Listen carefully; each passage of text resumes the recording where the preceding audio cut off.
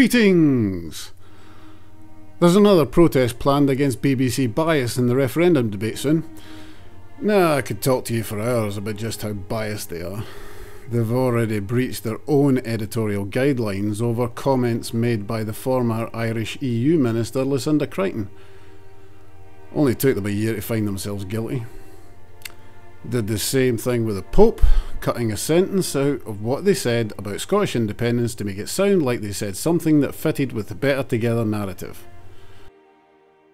And Jean Claude Juncker is the latest to get their hatchet job editing. Links are below this video if you want to get into the details of those stories. The BBC claim they're fair and balanced in their reporting, which I and many others find laughable. But the most bias is what the BBC does not report. A great example is when Standard Life said they might have to move a few jobs from Edinburgh if worst case scenario occurred and Scotland stopped using the pound. Joanne Lamont blew this out of all proportions, saying 5,000 jobs were going to be lost in Edinburgh, and the BBC dutifully parroted. But when it turned out that the actual figure would be close to 20, coincidentally, when the largest insurance provider in the country, Aviva, said independence won't make any difference to them, where was that story? One person told me that jobs being lost was a news story, but jobs not being lost wasn't. Yet I remember a big song and dance when Asda announced they'd be creating 12,000 new jobs. But when they decided to cut over 1,300 managers' jobs and move the workload onto the lower paid supervisors, the story was tucked away on their website. Which still doesn't allow comments on their Scotland-related blogs, by the way. Loads of coverage about the sudden drop in oil revenues last year, neatly coupled with a Project Fear claim that they'll continue to decline in future. And then along comes a professor who is no friend of independence movement with a blistering attack on the Treasury figures and says a more accurate estimate would be 31.8 billion annually.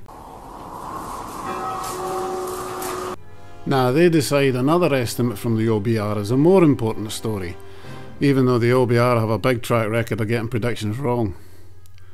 But they regularly give platforms to the Westminster Defence League whenever they've got some government report or drivel from a right-wing Tory-financed think tank about the dangers of separation, or even the latest cleverly constructed poll that shows yes are losing the debate. But when the sums, polls and opinions are totally rubbished by the likes of Wings Over Scotland, Bella Caledonia, Newsnet Scotland, Scott Goes Pop, Wee Ginger Doug, Derek Bateman, Holyrood Magazine and even the London School of Economics, where's the reports? It took 2 days to give Professor Dunleavy an interview to explain why he believed the Treasury had misrepresented his work, and even then it was only on News Drive on Radio Scotland. And it's not just in the independence referendum, they're doing it in England as well. They've failed to report the extent of the privatisation of NHS England. They've almost totally ignored not one but two 50,000 strong marches against the cuts and Westminster's austerity agenda.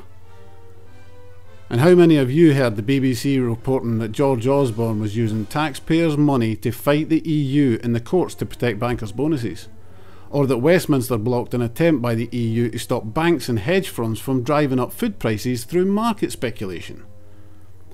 Maybe I was on holiday and missed the BBC report on the Transatlantic Trade and Investment Partnership, quietly being snuck through the European Parliament. And when the complaints come flooding in, they play the old tired tune that they have more important stories to cover. Do you think that Paul McCartney getting married is more important than NHS privatisation? Do you think the length of the grass at Wimbledon is more important than 50,000 marching against the cuts? BBC News is not entertainment tonight. Save that crap for the One Show.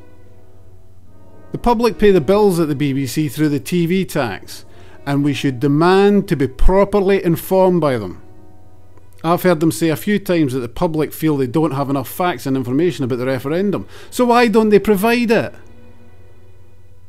Democracy cannot exist without a properly informed electorate. That's what the BBC was set up to do.